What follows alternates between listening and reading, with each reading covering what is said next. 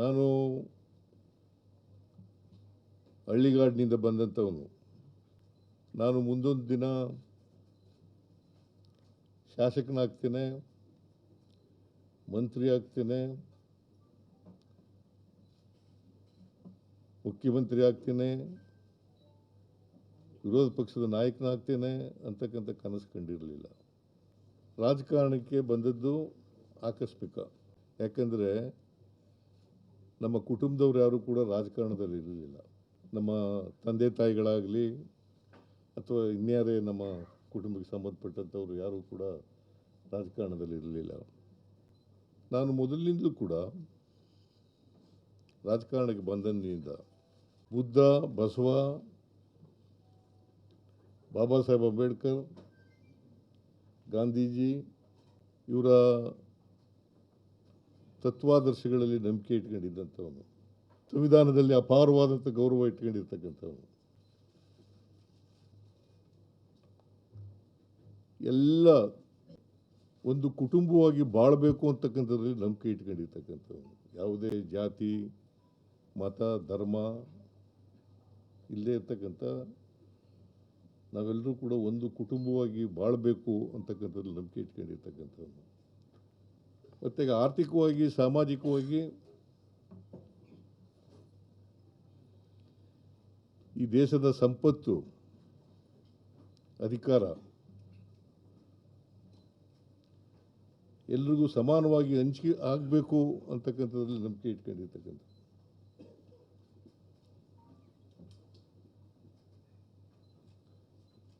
ಅದಕ್ಕಾಗಿಯೇ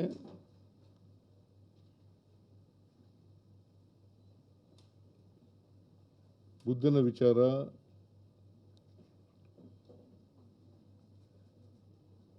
ಬಸವಣ್ಣವರ ವಿಚಾರ, ಗಾಂಧೀಜಿಯವರ ವಿಚಾರ, ಬಾಬಾ ಸಾಹೇಬ್ ಅಂಬೇಡ್ಕರ್ ಅವರ ವಿಚಾರ,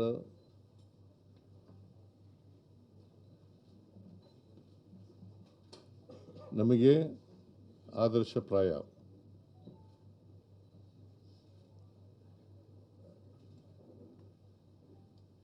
ಇಡೀ ಸಮಾಜ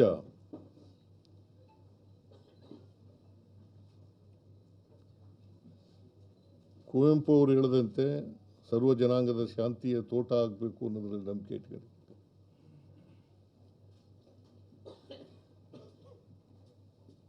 ಇಡೀ ಸಮಾಜ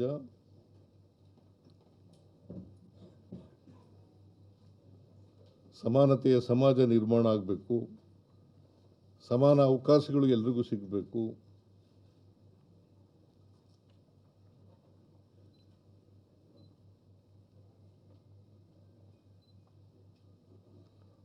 ಸಮಾನ ಅವಕಾಶಗಳು ಇಲ್ಲದೇ ಇರೋದ್ರಿಂದಲೇ ನಮ್ಮ ಸಮಾಜದಲ್ಲಿ ನಾವು ಅಸಮಾನತೆಯನ್ನು ನೋಡಲಿಕ್ಕೆ ಸಾಧ್ಯ ಆಗಿರ್ತಕ್ಕಂಥದ್ದು.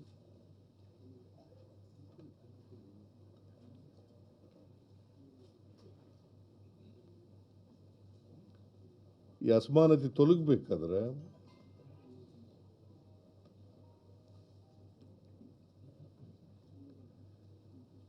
ಎಲ್ಲರಿಗೂ ಸಮಾನತೆಯ ಅವಕಾಶ ಸಿಕ್ಕಲೇಬೇಕು.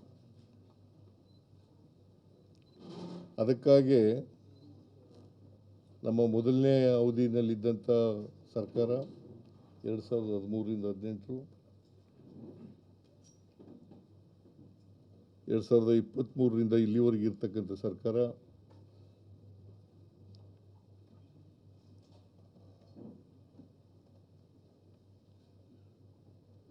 ಸಮಾನ ಅವಕಾಶಗಳು, ಸಮಾನತೆ ಬರಲಿಕ್ಕೆ ಪ್ರಯತ್ನಗಳನ್ನು ಮಾಡಿದ್ದೇವೆ. ಮತ್ತು ನಾವು ಏನು ಮ್ಯಾನಿಫೆಸ್ಟೋನಲ್ಲಿ ಹೇಳಿದ್ದೋ ಆ ಮ್ಯಾನಿಫೆಸ್ಟೋನಲ್ಲಿ ಹೇಳಿರ್ತಕ್ಕಂಥ ಭರವಸೆಗಳು, ಅವುಗಳನ್ನು ಜಾರಿ ಮಾಡ್ತಕ್ಕಂಥ ಪ್ರಾಮಾಣಿಕ ಪ್ರಯತ್ನವನ್ನು ಮಾಡಿದ್ದೇವೆ.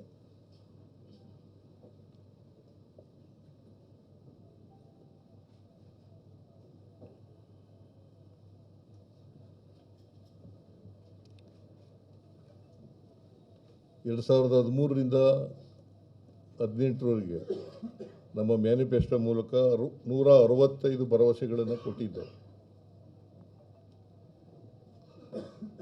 ಆ ಭರವಸೆಗಳಲ್ಲಿ 158 ಭರವಸೆಗಳನ್ನು ಈಡೇರಿಸಿದ್ದೇವೆ.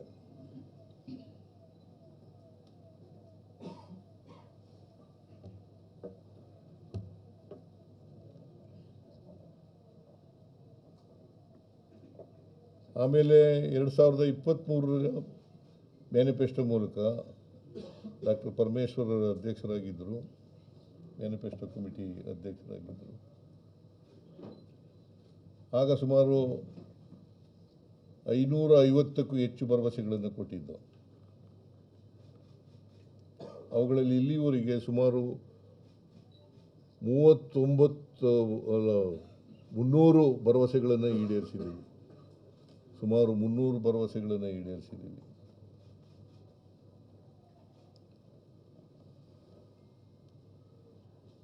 ಇದ್ರ ಜೊತೆಗೆ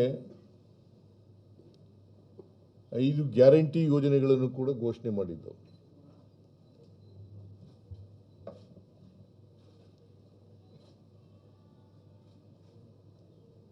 ಈ 5 ಗ್ಯಾರಂಟಿ ಯೋಜನೆಗಳನ್ನು ಕೂಡ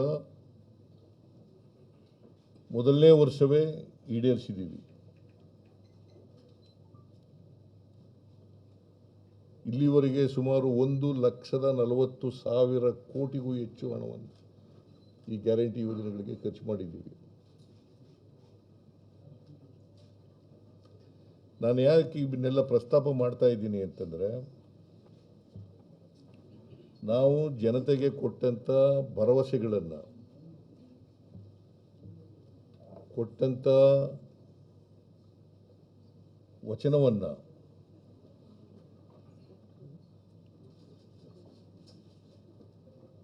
ಈಡೇರಿಸ್ತಕ್ಕಂಥ ಪ್ರಾಮಾಣಿಕ ಪ್ರಯತ್ನವನ್ನು ಮಾಡಿದ್ದೇವೆ. ಮಾತಿಗೆ ತಪ್ಪಿಸ್ಕೊಳ್ತಕ್ಕಂಥ ಕೆಲಸವನ್ನು ಮಾಡಿಲ್ಲ.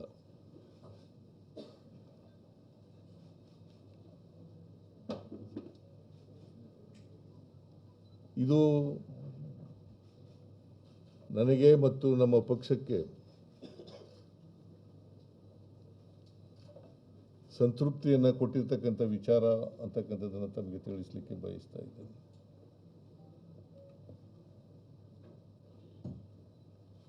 ನಮ್ಮ ಮೇಲೆ ಅಪಪ್ರಚಾರ ಮಾಡಿದ್ರು ವಿರೋಧ ಪಕ್ಷದವರು. including none other than Prime Minister of the country.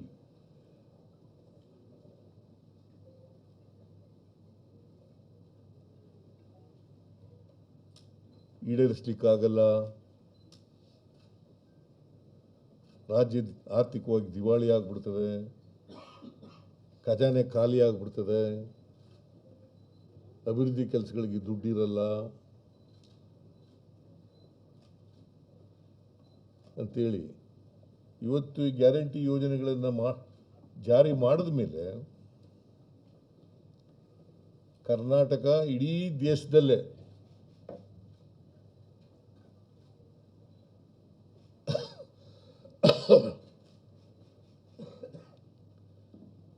ತಲಾ ಆದಾಯದಲ್ಲಿ ನಂಬರ್ 1 ಸ್ಥಾನದಲ್ಲಿದ್ದೇವೆ.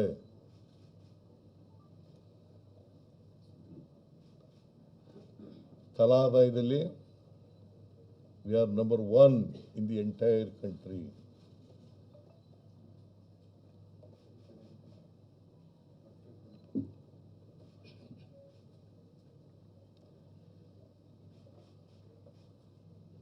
GST collection ನಲ್ಲಿ we are number 2 in the entire country.